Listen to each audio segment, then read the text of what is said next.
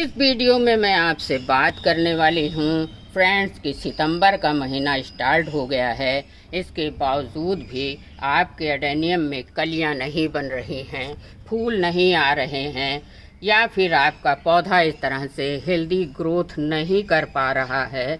तो उसकी ब्रांचेस भी कोई ब्रांचेस, देखिए मेरे भी इस प्लांट की ब्रांच सड़ गई थी, कोई ब्रांचेस अगर सड़ गल रही हैं तो सवाल ये है कि इस टाइम पर एडेनियम पर हम कौन से ऐसे काम करें कि जिससे हमारे पौधे की ग्रोथ भी अच्छी हो जाए, पौधे पर कलियां भी आना स्टार्ट हो जाएं और पौधे पर फ्लावरिंग भी स्टार्ट हो जाए।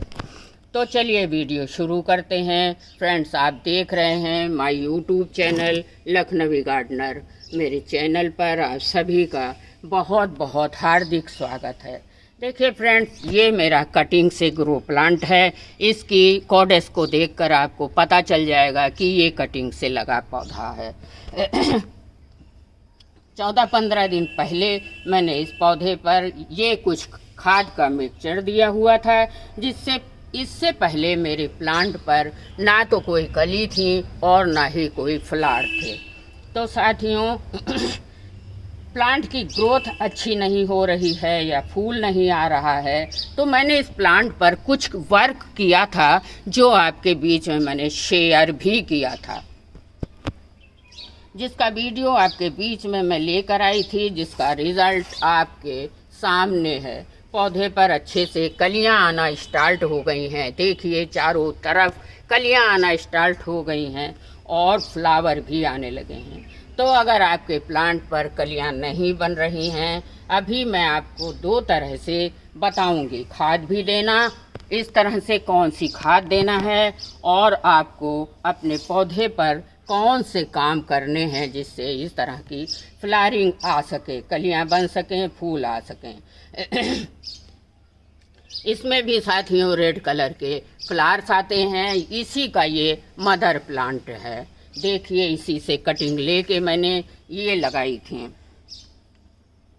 तो सबसे पहला काम आपको करना है, अगर आपके पौधे पर मैं 2 पौधे लेकर बैठी हूँ, मदर प्लांट है और ये इसका बेबी प्लांट है। देखिए बेबी प्लांट में फ्लावरिंग कलियां आ गई, मदर प्लांट में ये देखिए। सबसे पहला आपको काम करना है, जो फूल खिल चुके हैं, देखिए खिल भी नहीं पाया था, कली ही सूख गई, तो उनको आपको इस तरह से प्लांट से हटा देना है। 2 फूल इसमें खिले थे, एक ये भी खिला है, तो इससे इनको सूखे हुए फूल को कट कर देना है। और दूसरा काम ये करना है, जिस पर आपके कली नहीं बन रही हैं और आपके प्लांट की लीफी ग्रोथ ज़्यादा है। लीफी ग्रोथ है मतलब पत्तियां ज़्यादा हो रही हैं, इस तरह से पौधे पर पत्तियां आ रही हैं बहुत ज़्यादा, फूल कली नहीं बन रही हैं। तो प्लांट में आपको इस तरह से पत्तियों को नीचे की तरफ से, ध्यान से देखिएगा, स्टम्प के नीचे से पत्तियों को कट कर देना है। मैंने बहुत सारी प्लांट की पत्तियां काटी थी दोस्तों।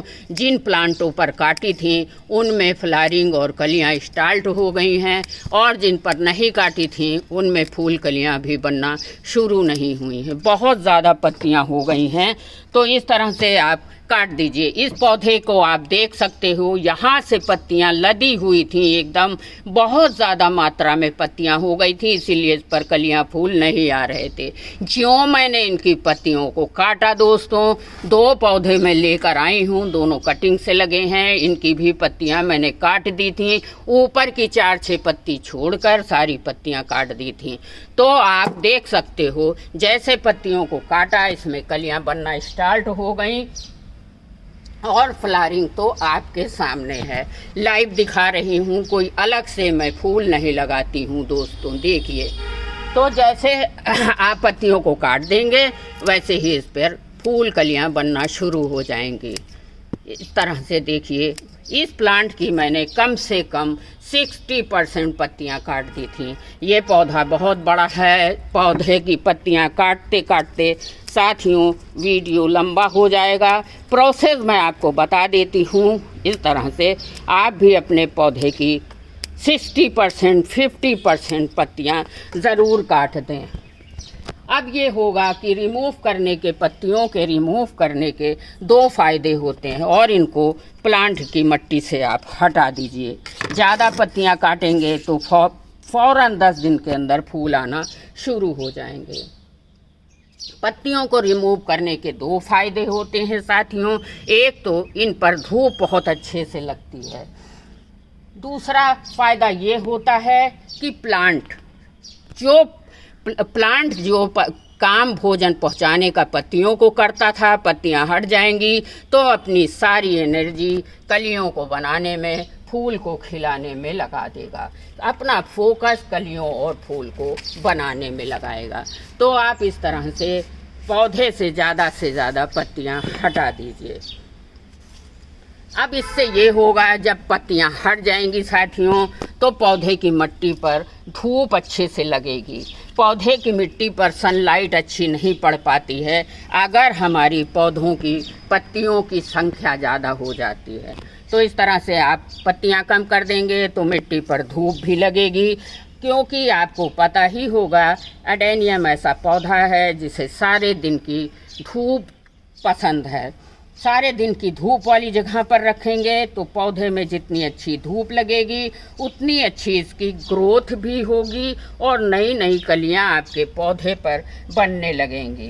पौधे की कमी से आपके पौधे की लीफी ग्रोथ ज़्यादा हो जाएगी, पत्तियां ज़्यादा हो जाएंगी और पौधे पर ना तो कलियां बनेंगी ना फूल आएंगे। अगर एक आध कली बन भी गई तो वो इस तरह से बिना खिले ही सूख जाएंगी।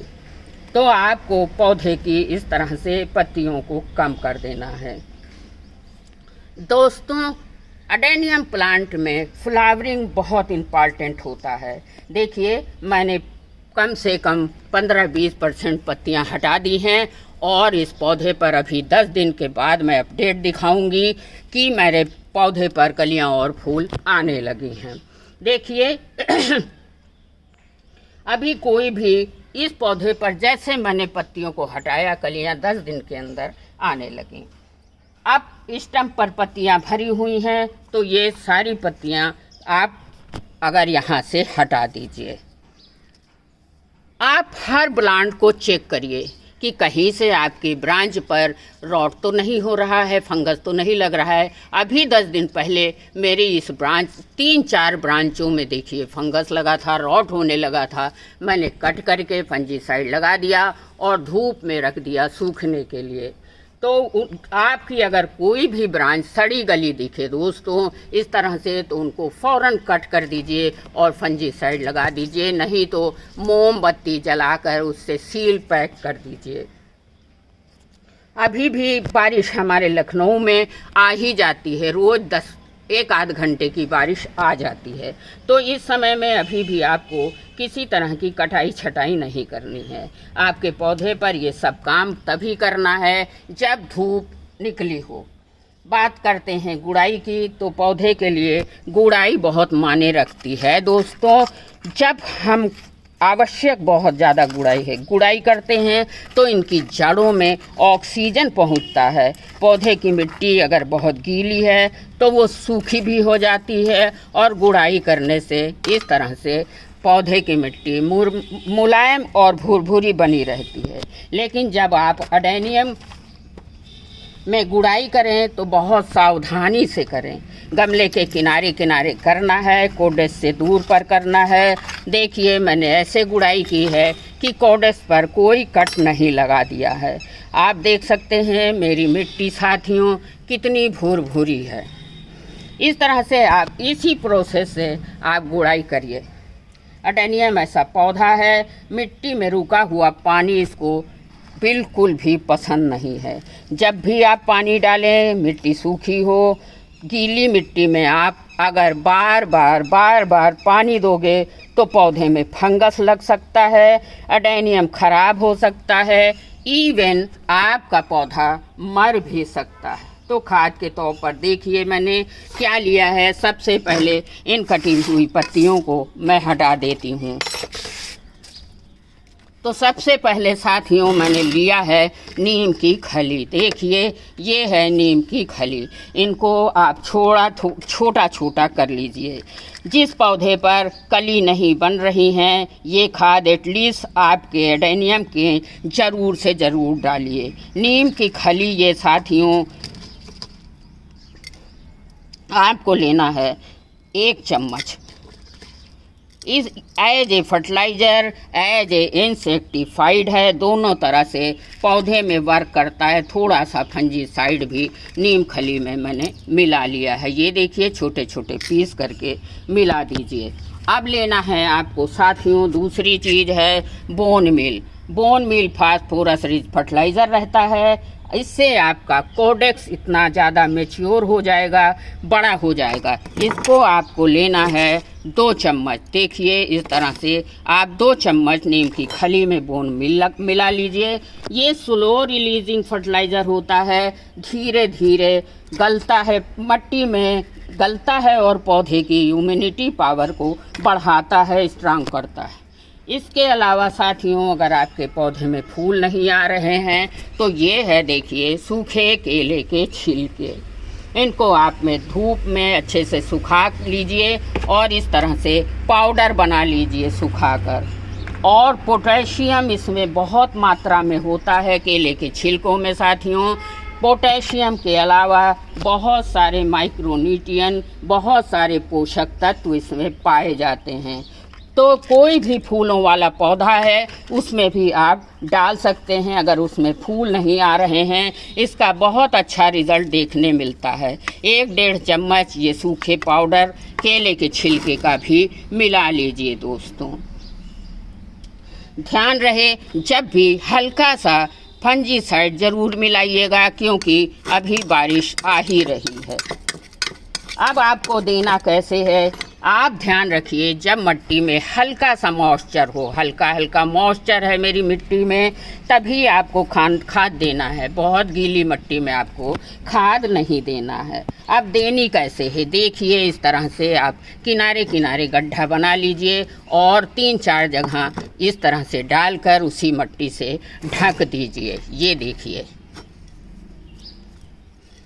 ध्यान रहे साथियों कि 10-15 दिन के अंदर में ही इसका रिज़ल्ट आपको देखने को मिलेगा। इस खाद को डालते ही अपने पौधे में आप देखेंगे कि कलियां आना स्टार्ट हो जाएंगी। साथियों जब भी आप ऑर्गेनिक खाद दें या केमिकल खाद दें तो खाद देने के बाद अपने एडेनियम प्लांट में या किसी भी प्लांट में पानी ज़रूर देना होगा। इस तरह से मैंने देखिए अच्छे से पानी डाल दिया है। तो बस ये छोटी सी इन्फॉर्मेशन थी। आई होप आपको ये इन्फॉर्मेशन अच्छी लगी होगी, जानकारी अच्छी लगी होगी साथियों। अगर अच्छी लगी है तो लाइक और शेयर ज़रूर करिएगा। पहली बार हमसे जुड़े हैं तो लखनवी गार्डनर चैनल को सब्सक्राइब करना ना भूलिएगा। प्यारे प्यारे रिजल्ट रोज़ को ज़रूर से लाइक सब्सक्राइब करिएगा। बहुत बहुत धन्यवाद।